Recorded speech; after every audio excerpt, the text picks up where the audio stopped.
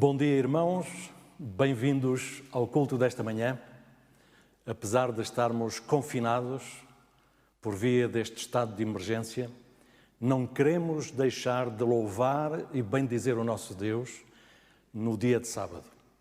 Onde quer que estejamos, em casa ou em qualquer outro lugar, esta manhã reservamos este tempo para louvar e bendizer o nosso bom Deus.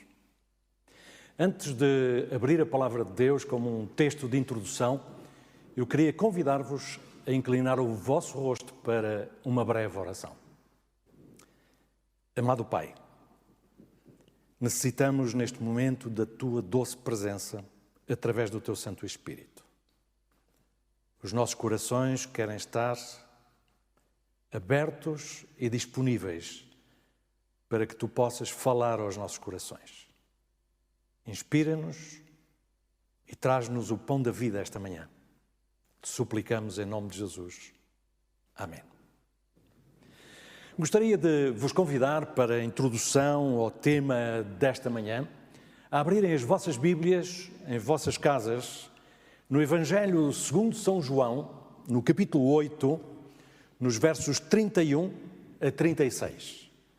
João 8, 31 a 36. Diz assim: Disse Jesus aos judeus que criam nele: Se permanecerdes no meu ensino, verdadeiramente sereis meus discípulos. Então conhecereis a verdade e a verdade vos libertará. Responderam eles: Somos descendentes de Abraão e jamais fomos escravos de ninguém. Como é que dizes que seremos livres? Disse Jesus: em verdade vos digo que todo aquele que comete pecado é escravo do pecado. Ora, o escravo não permanece sempre em casa, mas o filho aí permanece para sempre. Se o filho vos libertar, verdadeiramente sereis livres. Meus queridos irmãos e amigos, este sábado, 30 de janeiro, na nossa União, celebra-se o Dia da Liberdade Religiosa.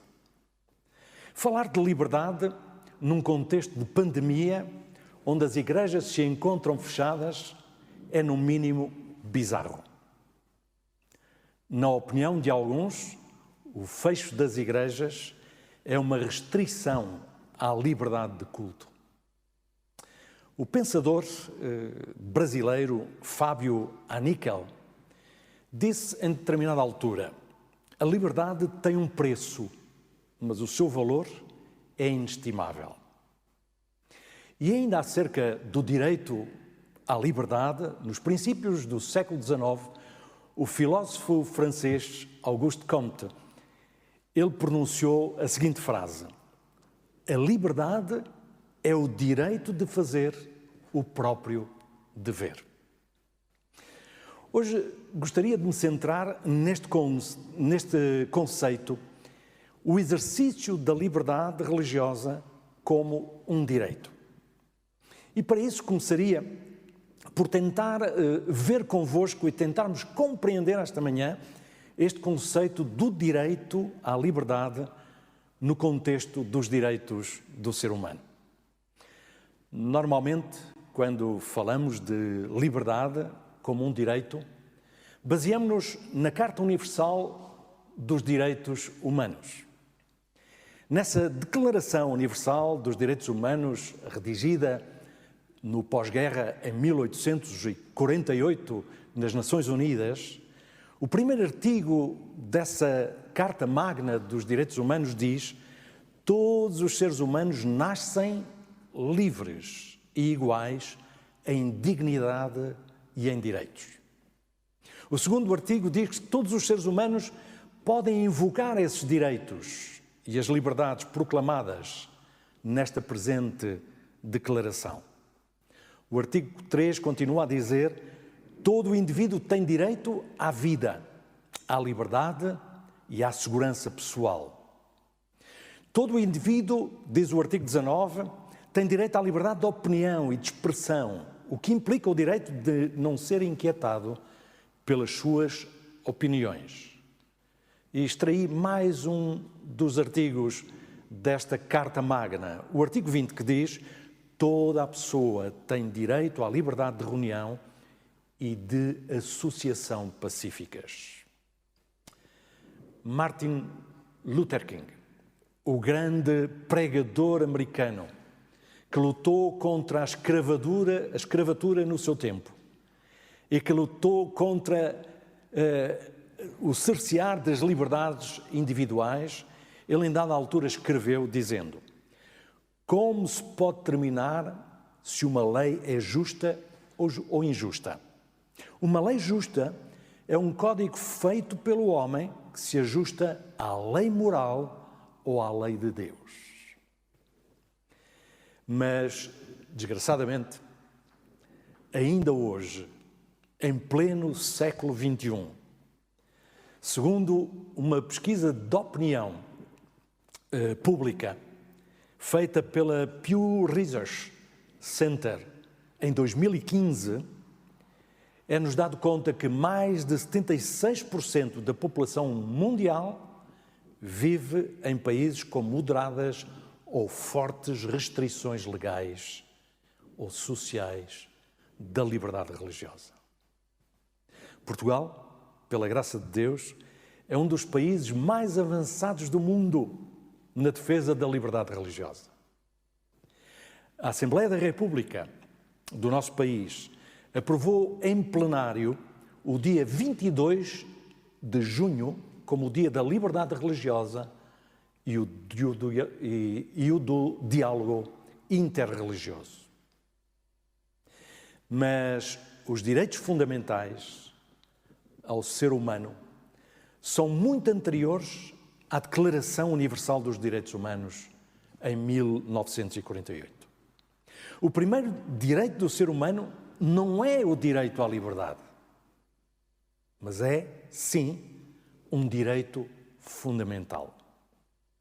Em Gênesis, logo no primeiro livro da Bíblia, no capítulo 1, no verso 26, quando aí Moisés relata toda a história da criação, ele escreve dizendo: e disse Deus, façamos o homem conforme a nossa imagem e semelhança. Sim, queridos amigos, queridos irmãos, fomos feitos à imagem e semelhança de Deus. E é este o facto que dá valor e dignidade a cada um de nós como seres humanos. Quer os governos reconheçam os direitos humanos ou não. Nós não temos direitos porque merecemos. Nós não temos direitos porque somos brancos, negros, homens ou mulheres, portugueses, americanos ou chineses. Nós não temos direitos porque foi redigida uma Declaração dos Direitos Humanos.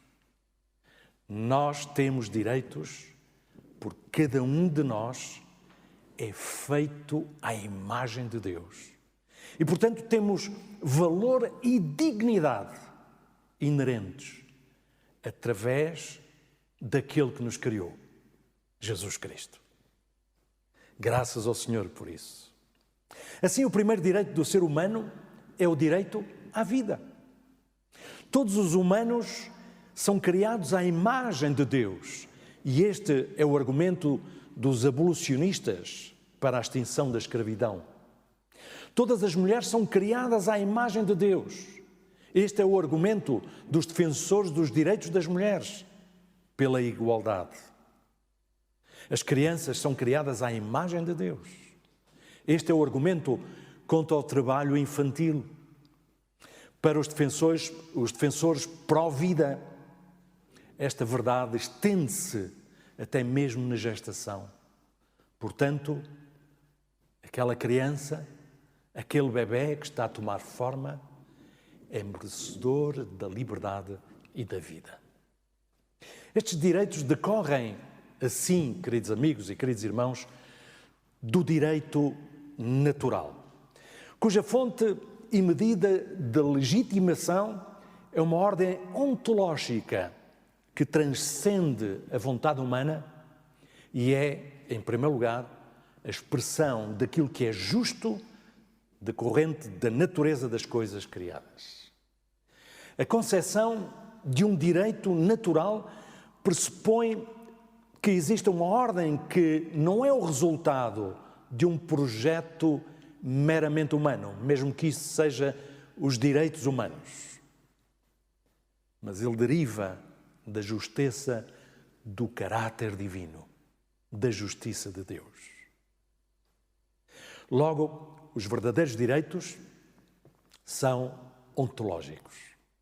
Foi por isso que o apóstolo Paulo, na Epístola aos Gálatas, se me quiserem acompanhar, no capítulo 5 da Epístola aos Gálatas, Paulo diz aos crentes na Galácia, no capítulo 5, no verso 13, ele diz: porque vós, irmãos, fostes chamados à liberdade.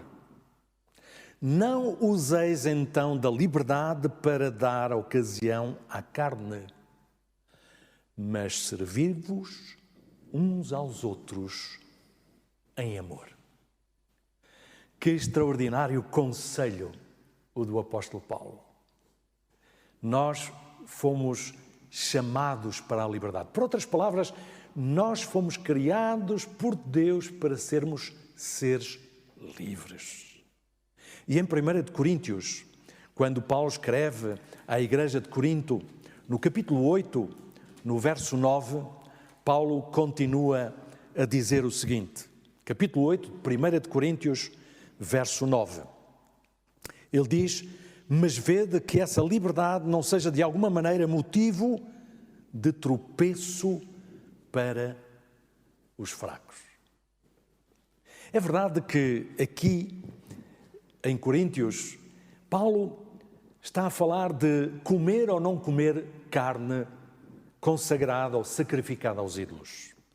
Mas quero, neste texto, juntamente com o anterior de Gálatas, sublinhar o princípio que aqui está inserido no uso da liberdade. Paulo diz: vede. Saber a verdade de que um ídolo não é nada, não é uma desculpa para agradar ao nosso apetite, nem pensar na influência das nossas ações sobre os outros. A liberdade, o direito ou a autoridade para comer o que foi sacrificado aos ídolos é de facto um direito que existia aos cristãos na igreja de Corinto. É verdade que o cristão tem muitas vezes a autoridade ou o direito de dizer algo ou de fazer alguma coisa. Mas, segundo Paulo, nem sempre é sensato, mesmo considerado bom, para os outros exercer esse direito indiscriminadamente, sem refletir nele e nas consequências que esse uso do meu direito de liberdade tem para os demais. Por isso, Paulo diz que o uso da sua liberdade, o uso da minha liberdade, não deve prejudicar o meu semelhante. Ou como o apóstolo Pedro, em sintonia com o pensamento de Paulo, o grande teólogo da Igreja, ele, na sua primeira carta universal, 1 de Pedro, na primeira epístola de Pedro, no capítulo 2, no verso 16, Pedro diz o seguinte: como livres e não tendo liberdade por pretexto da malícia, mas vivendo como servos de Deus, honrai a todos, verso 17. Amai os irmãos, temei a Deus, honrai o Rei.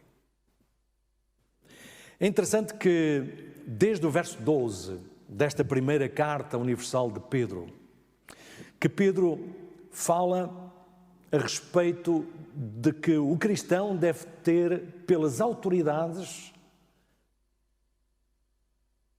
que Deus instituiu, e isso coincide com o pensamento teológico do apóstolo Paulo.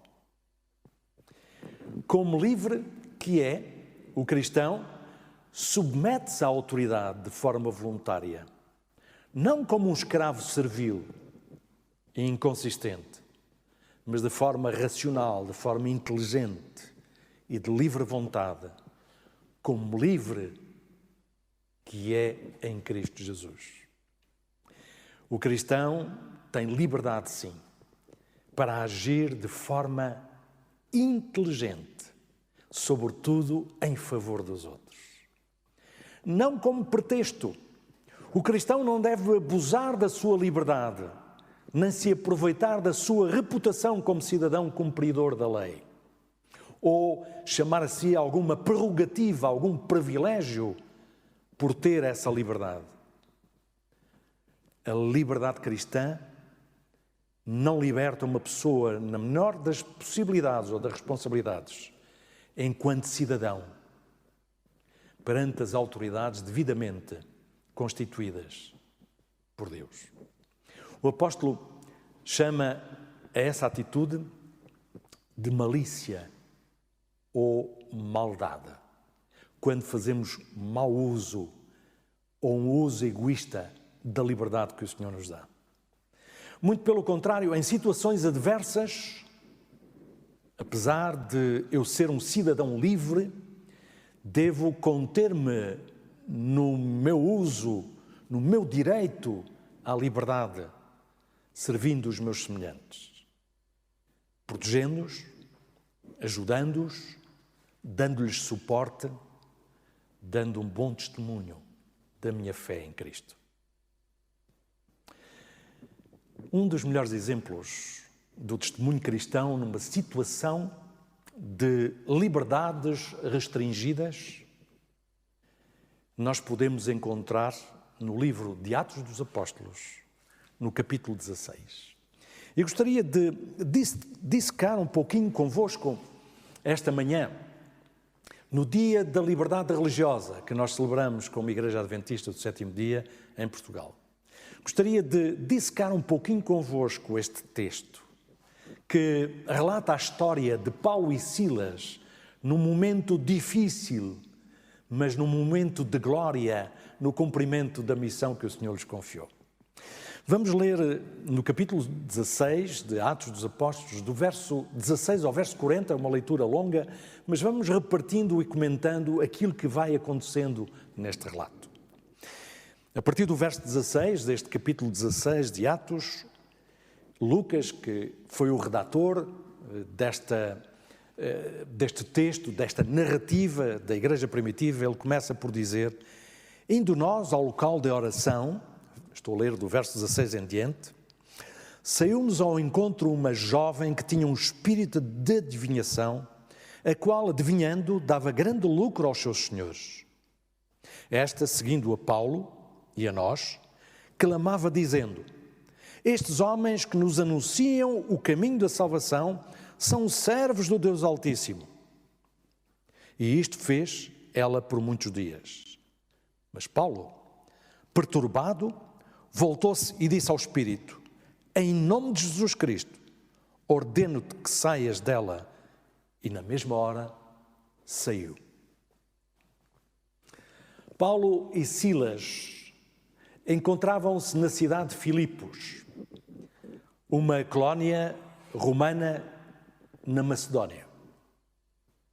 Após a alegria da conversão de Lídia, tendo-se ela tornado cristã, uma mulher dinâmica, uma mulher de negócios, com muitos contactos em toda a Ásia Menor, os discípulos enfrentaram agora uma grande crise, quer pela privação da sua liberdade, como também pelo o desafio que ali se proporcionava para dar testemunho do amor a Jesus. Em Filipos, segundo nos diz o relato, havia uma pitonisa, uma escrava, uma jovem escrava ao serviço dos seus senhores que tiravam proveito financeiro destas adivinhações. Provavelmente num sábado, como é dito, que se dirigiam ao local de oração, provavelmente num sábado como este que nós estamos a viver. Aquela jovem seguia os discípulos como fizera muitas vezes antes. Ela pronunciava palavras misturadas de erro com verdade. E dizia àqueles homens que Paulo e Silas serviam ao Deus Altíssimo. Ela não estava a dizer uma mentira, mas a forma como o dizia, com uma voz cavernosa, a forma como ela se expressava, Paulo percebeu que aquela sentença, aquela proclamação não vinha da parte de Deus, mas sim da parte do demónio que a possuía. Devido a este acontecimento, de Paulo, de facto, ter tomado a iniciativa quase repentina, depois de algum tempo, desta jovem estar naquela situação, de a repreender os espíritos que a possuíam, aquela jovem perdeu o seu dom de adivinhação e percebemos que os seus senhores viram o seu negócio, a sua fonte de rendimento comprometida. Devido a este acontecimento, Paulo e Silas foram injustamente levados ao fórum, onde foram punidos pelo seu dito crime, o de colocar em causa uma farsa, uma falsa religião, e foram encarcerados. Vejamos o que acontece a partir do verso 19 em diante. Vendo os senhores da jovem que a esperança do seu lucro estava perdida, prenderam a Paulo e Silas e os levaram à praça à presença dos magistrados. Apresentando-os, os magistrados disseram: estes homens, sendo judeus, perturbaram a nossa cidade e nos pregam costumes que não é lícito receber nem praticar, visto que somos cidadãos romanos. A multidão levantou-se unida contra eles e os magistrados, rasgando-lhes as vestes, mandaram açoitá-los com varas. Havendo-lhes dado muitos açoites, lançaram-nos na prisão, mandando ao carcereiro que os guardasse com segurança. Ele, tendo recebido tal ordem, lançou-os no cárcere interior e lhes segurou os pés no tronco. Que cena é esta, queridos irmãos? Paulo e Silas agora não tinham mais liberdade para pregar o Evangelho. E para além disso, eles foram encarcerados. Eles próprios perderam a sua liberdade individual. De forma astuta, os acusadores de Paulo e Silas não revelaram a razão pela qual apresentavam os dois companheiros aos magistrados.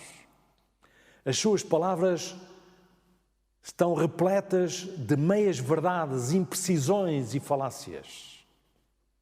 Ao dizer que eram judeus, referindo-se à sua religião e cultura, não perguntaram nem referiram a cidadania de Paulo e de Silas, que eram tão romanos quanto aqueles que o estavam a acusar.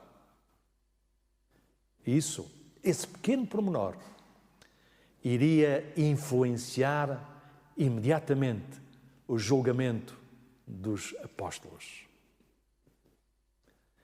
De facto, estes homens usaram de preconceito contra os judeus e apelaram aos maus sentimentos da comunidade para instigarem o povo e, pela pressão dos magistrados, prenderem Paulo e Silas.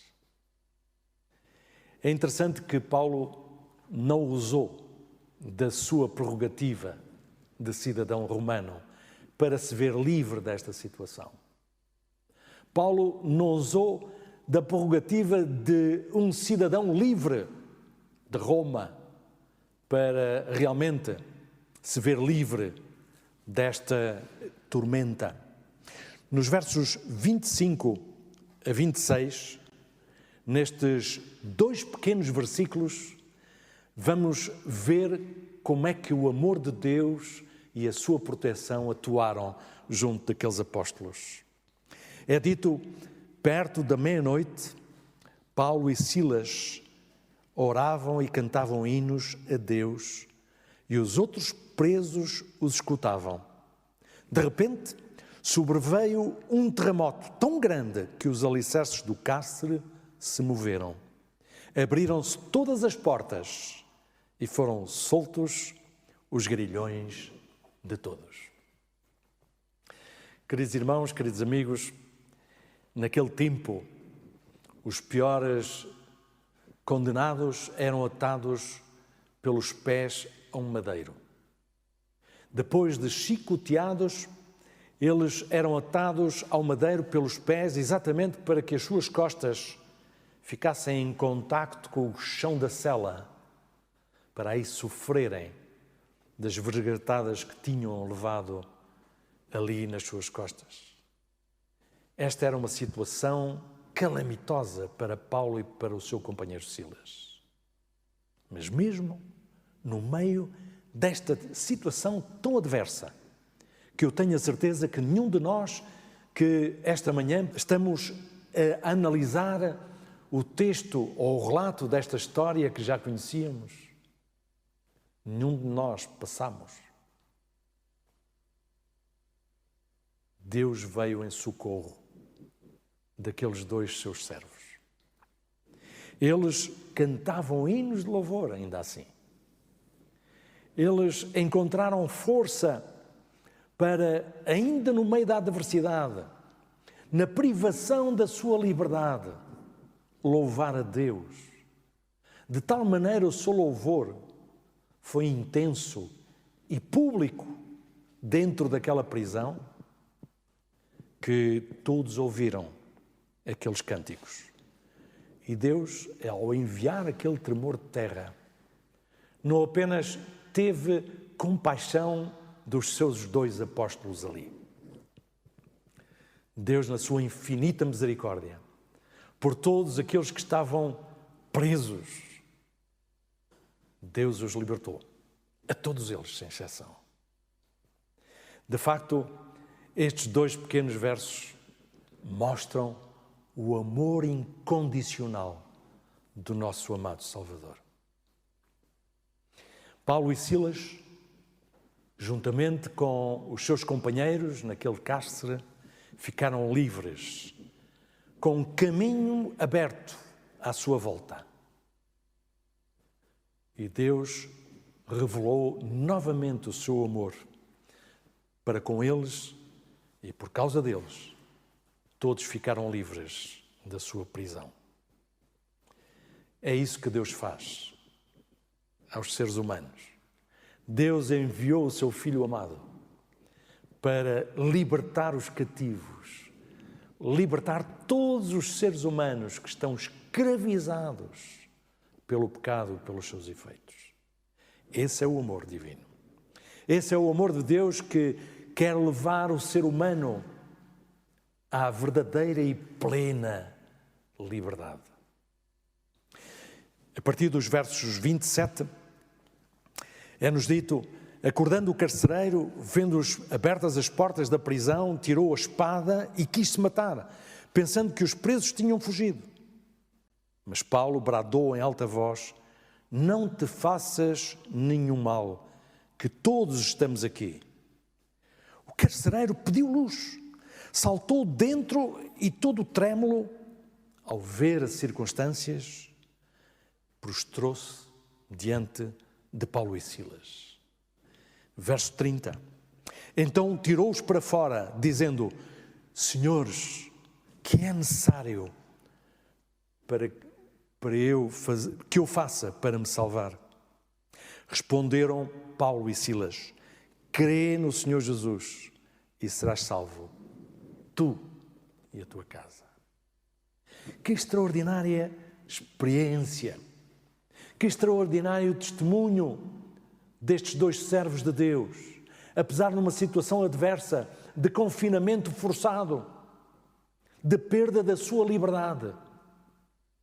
Eles continuaram a louvar a Deus e a dar testemunho do grande amor de Deus por cada um deles e por cada ser humano. Aqui encontramos alguns contrastes. 2 homens em dor pelos chicotes que tinham levado e injustamente encarcerados. Eles cantavam em testemunho ao amor de Deus. Por outro lado, um homem sem dor, porque não tinha sido flagelado, sem culpa, porque não estava preso, era aquele que detinha as chaves da prisão naquele cárcere, decidia acabar com a vida. Esta é exatamente a diferença que existe entre aqueles que não aceitaram Jesus e aqueles que, pela fé, aceitaram os seus méritos nas suas vidas. A fé, queridos irmãos, queridos amigos, não mata. Muito pelo contrário. Ela não deseja a morte, ela salva. Porque a fé em Cristo traz-nos Cristo, aquele que nos salva. Ao contrário de muitos que ao longo dos tempos invocaram erroneamente a fé como motivo para insultar, maltratar, agredir, matar, explorar.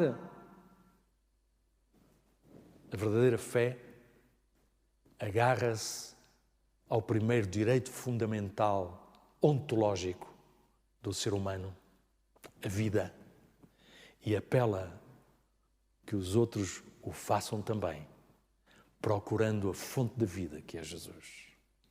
Ali naquela meia-noite, podemos esta manhã aprender que é no momento mais solene de prova que Deus aparece para intervir e libertar os seus filhos. Aprendemos na ação de Paulo e Silas que há apenas uma só missão para aqueles que amam a Jesus, independentemente da sua situação em que se encontram. E essa missão urgente é levar Jesus aos outros, é salvar uma vida de cada vez, anunciando Jesus para que outros possam encontrar a fonte da vida. A partir do verso 32 ao verso 34, o relato prossegue. Então lhe pregaram a palavra do Senhor e a todos os que estavam em sua casa, em casa do carcereiro. Tomando-os o carcereiro consigo, naquela mesma hora da noite, lavou-lhes os vergões. Então logo foi batizado ele e todos os seus. O carcereiro levou-os à sua casa, pôs-lhes a mesa e, na sua crença em Deus, alegrou-se com toda a sua casa. Sim, meus queridos irmãos e amigos, quando conhecemos a Jesus e o seu amor por nós, nós transportamos esse amor e focamo-lo em direção ao nosso semelhante.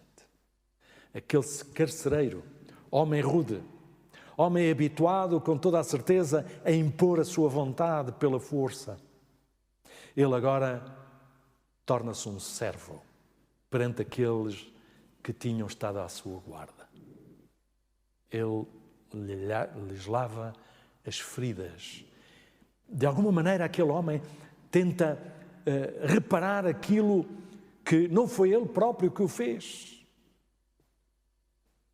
mas devido ao amor que agora inundava o seu coração e o amor pela vida do outro, ele não olha a meios para restaurar a saúde dos apóstolos. A aceitação de Jesus opera sempre uma transformação do coração. A junção a uma igreja, a um corpo de doutrinas, por si só, não faz esse milagre. Normalmente, aqueles que se juntam apenas a uma igreja ou que aceitam um conjunto de doutrinas sem ter aceito Jesus no seu coração, são cristãos odiosos, rancorosos, defensores de uma liberdade estranha, defensores de uma doutrina estranha. Impõem pela força. Não deixam espaço à liberdade do outro. Mas quando realmente aceitamos Jesus na nossa vida, essa transformação opera-se no nosso coração, na nossa mente, na nossa natureza. E nós começamos a refletir o caráter de Jesus. E mesmo aqueles que odeiam a liberdade, a esses nós amamos também.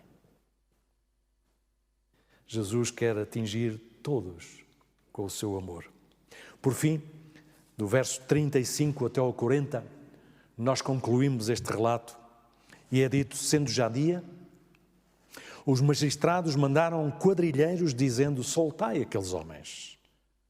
O carcereiro anunciou a Paulo estas palavras dizendo, os magistrados mandaram que vos soltasse. Agora saí e ide em paz. Mas agora reparem, Paulo respondeu de uma forma estranha. Paulo respondeu, açoitaram-nos publicamente, sem sermos condenados, e sendo nós cidadãos romanos, nos lançaram na prisão. E agora, encobertamente, nos lançam fora? Não será assim, disse Paulo. Venham eles mesmos e tirem-nos para fora. Os quadrilheiros foram dizer aos magistrados estas palavras e eles temeram, ouvindo que eram romanos. Vindo, pediram-lhes desculpas e, tirando-os para fora, rogaram que saíssem da cidade. Tendo eles saído da prisão, entraram na casa de Lídia e, vendo os irmãos, os confortaram e partiram. Algum de vós, esta manhã, é capaz de estar a perguntar por que razão é que Paulo só agora declarou que era um cidadão romano e não antes do flagelo. É interessante. Paulo usou bem a sua prerrogativa da liberdade. Paulo usou a sua liberdade em favor dos outros, não em seu favor.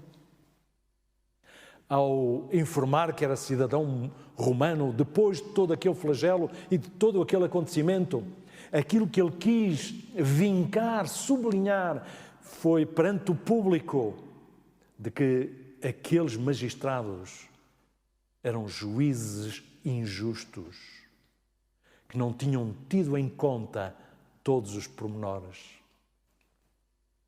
e que eles, como cidadãos romanos, não invocaram esse seu direito para fugirem do flagelo. Porque eles, como filhos de Deus, dentro de boas circunstâncias ou na adversidade, sempre seriam pessoas livres, porque Cristo os libertou. E como pessoas livres, estavam ali para dar testemunho desse amor. Oh, queridos irmãos, como esta história é magnífica neste conceito do chamado direito à liberdade. Esta história, de facto, proporciona um vasto conjunto de reflexões espirituais para nós hoje. O uso da liberdade, a fé, o testemunho e o discipulado. Queridos irmãos, a verdadeira cidadania só acontece quando verdadeiramente nascemos cristãos. Mas a condição de cristão é sempre, perante Deus, uma opção voluntária e consciente de cada ser humano. Paulo exerce o seu último exemplo de alguém focado na missão, o amor pelas almas, mesmo privado da sua liberdade. O seu foco estava na missão. Sem dúvida, queridos irmãos, que esta história é oportuna para um momento de desafio e turbulência em que o mundo está mergulhado hoje, em que grandes crises estão perante a nossa sociedade, em que momentos dramáticos estão a acontecer na vida de cada um de nós e dos nossos queridos. Como conclusão, podemos retirar daqui algumas lições espirituais. O primeiro direito do ser humano não é a liberdade. O primeiro direito do ser humano é o direito à vida. E por isso devemos preservá-la a todo o custo, não apenas a nossa, mas também a do nosso próximo. Mesmo com restrições à liberdade, o cristão não perde a sua liberdade de culto, nem a oportunidade da sua missão. Nos países industrializados, as pessoas dizem que a Covid-19 fortaleceu a sua fé religiosa. Num estudo feito por essa entidade que há pouco eu referia, Pew Research Center, em 27 de janeiro deste ano, nestes dias passados, recente, é dito nesse estudo que cerca de 3 em cada 10 adultos americanos dizem que a pandemia aumentou a sua fé. E cerca de 4 em cada 10 dizem que a pandemia estreitou os laços familiares. O Senhor exorta-nos, assim, a usar bem a liberdade, mesmo em condição ou condicionada, que nos é concedida ou restringida. Tal como o testemunho de Paulo e Silas, não nos devemos lamentar se as circunstâncias nos fazem perder a liberdade. Mas, pelo contrário, devemos manter o foco no testemunho cristão, no cumprimento da missão que o Senhor nos confiou. Por fim, não esqueçam, a prioridade é a vida. E a prioridade do cristão é levar vida, que é Cristo, àqueles que nos rodeiam, independentemente das circunstâncias que estivermos a viver. A liberdade tem um preço. E gostaria de concluir com 2 textos do apóstolo Paulo, que se encontram nas cartas que ele escreveu a Corinto, à igreja em Corinto. 1 de Coríntios, capítulo 7. No capítulo 7, no versos 22 e 23, Paulo, a 1 de Coríntios, capítulo 7, versos 22 a 23, ele diz assim: pois o que é chamado pelo Senhor, sendo escravo, é liberto do Senhor. Da mesma maneira, também o que é chamado sendo livre, escravo é ou servo é de Cristo. Fostes comprados por bom preço. E na epístola a seguir, na segunda carta que ele escreve aos Coríntios, no capítulo 3, no verso 17, Paulo continua a dizer: ora, o Senhor é o Espírito. E onde está o Espírito do Senhor, aí há o quê? Liberdade. Quando Deus está contigo, meu querido irmão, minha querida irmã, meu querido jovem, meu querido amigo, que estás a seguir este culto esta manhã de sábado, onde Deus está, quando Ele está contigo, aí há liberdade. Que o Senhor vos abençoe e guarde, e que, sobretudo, faça resplandecer o seu rosto sobre cada um de vós e que vos dê a paz, mesmo em situações difíceis. Amém. Querido e amado Pai que estás nos céus, aqui estamos de novo, Senhor, elevando as nossas preces até Ti. conscientes das nossas limitações, carecidos, Senhor, do Teu poder, para podermos cumprir a missão que nos confiaste, independentemente das circunstâncias em que nos encontrarmos. Neste momento, Senhor, Tu, melhor que ninguém, sabes quantos seres humanos estão subjugados à escravidão, sem liberdade. E quantos seres humanos, Senhor, estão subjugados à escravidão do pecado. Mesmo aqueles que dizem ter aceito Jesus. Ajuda-nos, Senhor, através do Teu poder, a libertarmos-nos da escravidão do pecado, a fim de sermos verdadeiramente homens e mulheres livres.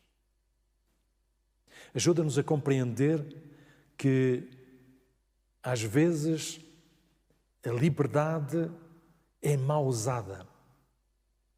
Ajuda-nos a usar a liberdade, sobretudo em favor dos outros, na perspectiva de levarmos o Teu amor a cada um deles, a fim de que eles possam verdadeiramente serem seres humanos livres.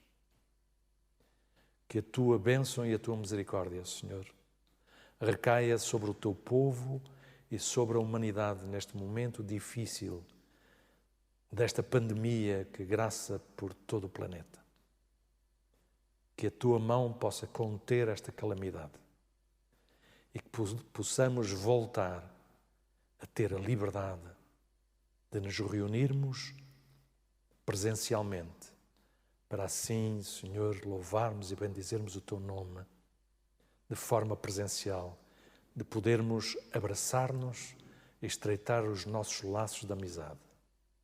Até lá, Senhor, Tu nos abençoes e nos guardes.